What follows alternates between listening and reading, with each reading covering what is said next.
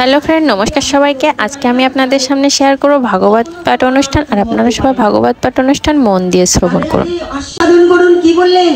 দৈববাণী হচ্ছে গোবিন্দ, তুমি এই দারু ব্রহ্মটাকে তোমার বাড়িতে নিয়ে যাও, গোপীনাথের মূর্তি বিগ্রহ প্রতিষ্ঠা করো, সেবা প্রকাশ করো, গিয়ে আনন্দিত উল্লসিত মনকে কেড়ে নিলে, সবকিছুকে কেড়ে নিলে গোপীনাথ কান্নাই ভেঙে পড়েছেন, ক্রন্দন করছেন, শুয়ে আছেন, উপুর হয়ে শুধু ক্রন্দন করছেন, কান্না করছেন।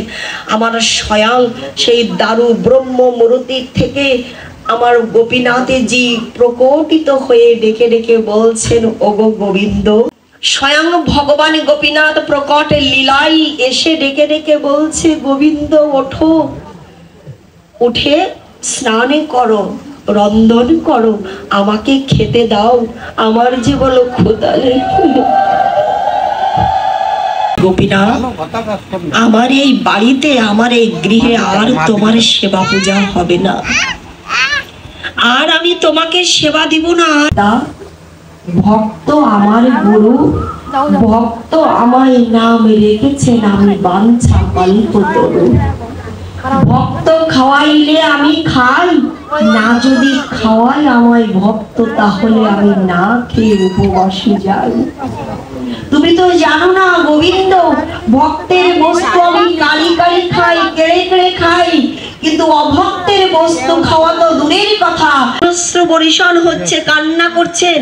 আর তাই শুধু নয়, আপনারা শ্রবণ করলে আনন্দিত হবেন। কারো পিতামাতা মারা গেলে বাবাজিরা আপনারা ত্যাগ বস্ত্র পরেন না, পরেন কিনা?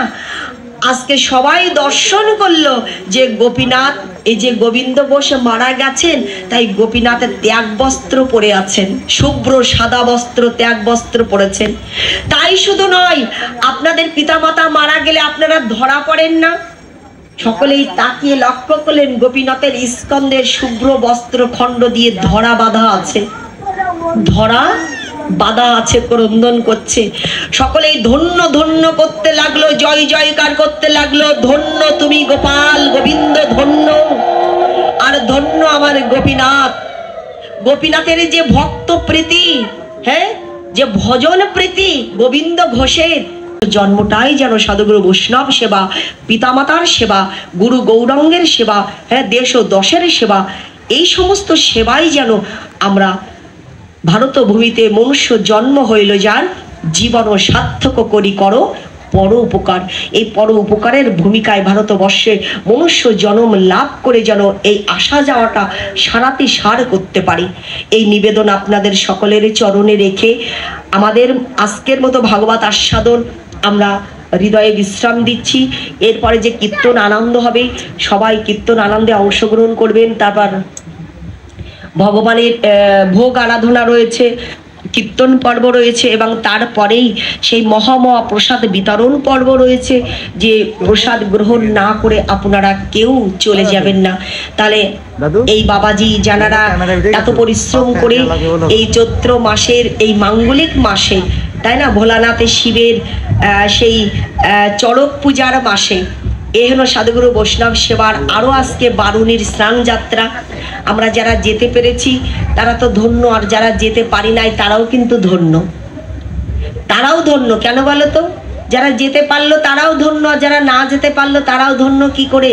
কারণ আমরা এই ভাগবত রূপ পীযুষ পান করেছি, এই অমীয় সুধা পান করেছি, এই ভাগবত বাড়ি ধারায়, হ্যাঁ, সাধুগুরু বৈষ্ণবের সঙ্গ সুখের যে বাড়ি ধারায়, সেই যে কি ধারায়, জলধারায়, জলবক্ষে আমরা কিছুটা সময়ের জন্য স্নান করবার সুযোগ পেয়েছি, অবগাহন করবার, স্নাত হওয়ার যে সুযোগ পেয়েছি, আমরাও সকলেই ধন্য, আমরাও সকলের পূত পবিত্র।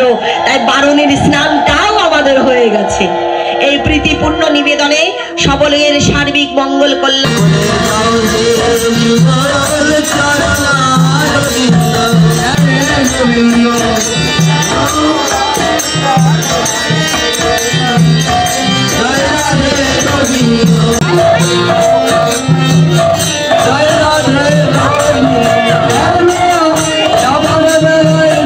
Hare Rama, Rama Rama, Hare Rama.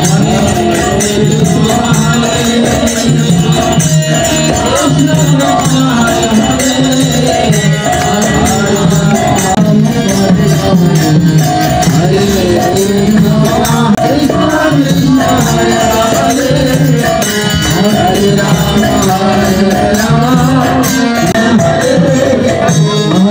Rama